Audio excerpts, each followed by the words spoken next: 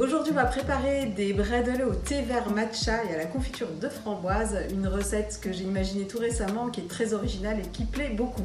Alors pour cette recette, on va retrouver tous les ingrédients des bredel en général, c'est-à-dire de la farine, du sucre, du beurre, de l'œuf, toujours un peu de sel parce que c'est un exhausteur de goût. Ici, on va y ajouter en plus un peu d'arôme de vanille et surtout du thé vert matcha. On va façonner les biscuits, les cuire et ensuite on pourra les garnir avec la confiture de framboise. L'important pour tous les bredel, c'est vraiment de sortir vos ingrédients du réfrigérateur bien en amont de la préparation de la recette. Ça, c'est vraiment le petit tips qu'il ne faut pas oublier. Je commence par verser le beurre dans le saladier. Je vais ajouter le sucre et on va le fouetter pour obtenir un beurre pommade.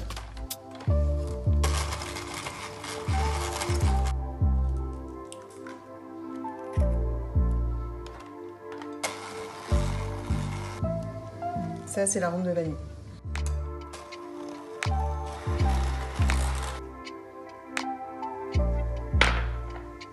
Le sel. On va mélanger.